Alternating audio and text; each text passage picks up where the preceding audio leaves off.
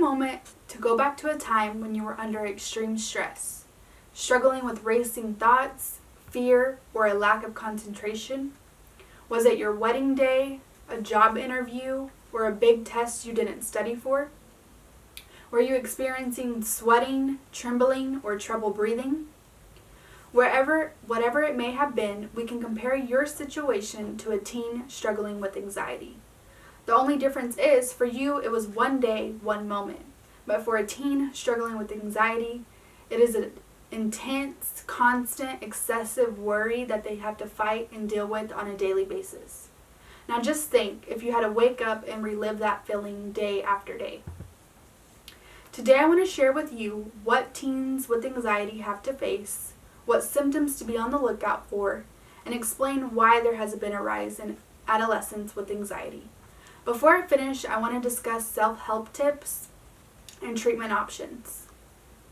There are many anxiety signs and symptoms, which can be caused by many different reasons and can lead to anxiety disorders.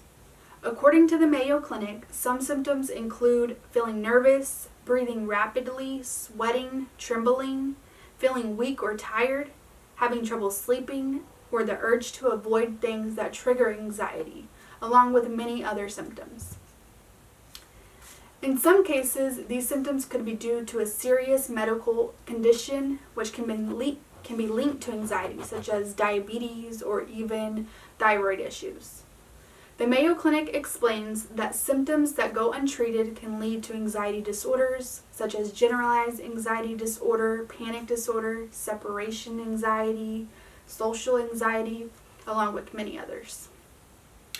These factors could increase your chances of developing an anxiety disorder.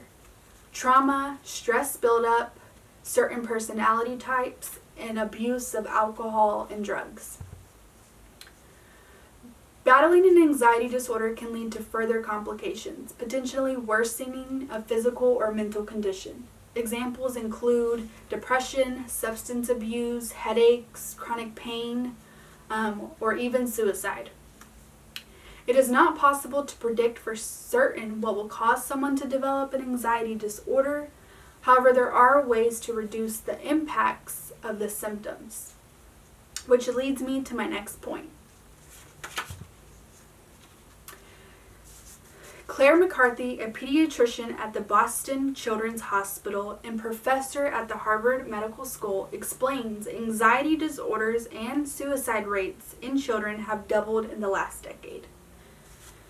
There are many factors that need to be taken into consideration in regards to the rise of anxiety disorders, such as high expectations and pressure to succeed, such as standardized testing and a new society that measures achievements, or a world that seems scary and threatening. There has been an increase in violence, specifically school shootings.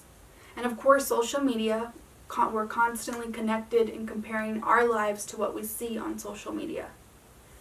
Anyone who interacts with children can learn, though, how to identify the signs of anxiety and learn how to help them cope with anxiety, which leads me to my next point, recognizing these signs of anxiety. According to Dr. McCarthy, signs include recurring fears and worries about routine parts of everyday life, changes in behavior such as irritability, avoiding activities, avoiding school interactions, dropping grades, trouble sleeping, substance abuse, chronic physical pain, fatigue, headaches, stomach aches, it goes on and on. Often it is difficult to notice the signs of anxiety, especially if a kid doesn't know they're struggling with anxiety themselves. Dr. McCarthy advises, talk to kids about potential stressors, be mindful of the expectations you place on your children, and talk to them about social media use and the importance of taking breaks. Now that we understand what anxiety is, what is the potential causes of anxiety, and what symptoms we can look for, leads me to my last point. Living with an anxiety disorder. There are ways to eliminate the symptoms through self-help, treatment options, and in some cases, medication. Living with an anxiety disorder, like I said, you go through treatment options, self-help techniques. Dr. Denice Garcia has a master's degree in psychology and a PhD in sociology and is the editor of Help Guide. She suggests the following tips: connect with others, manage stress, practice relaxation techniques, exercise, get plenty of sleep, and eliminate caffeine and alcohol. They can be effective, but they don't work for everyone. And if your anxiety is causing serious distress in your routine, it might be necessary to seek professional help. Dr. Siegel explains if you're experiencing a lot of those physical anxiety symptoms, it might be time to see a professional. They can rule out a medical cause, and then once that's out of the way, the next step would be going to consult with a therapist who has experience with treating anxiety disorders.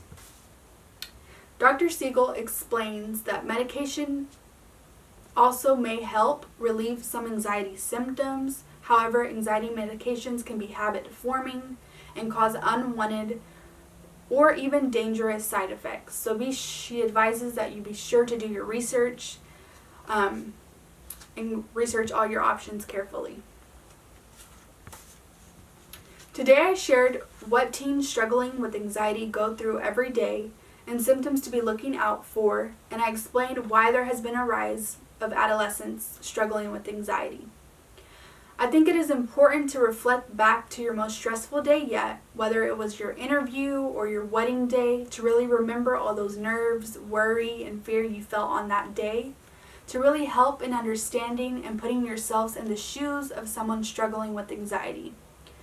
Whether you know someone with anxiety, you are that person with anxiety, or you interact with teens on a daily basis, it is important to be familiar with what it is, how to recognize the symptoms, because even if you don't know anyone right now, the chances are possibly very soon you will.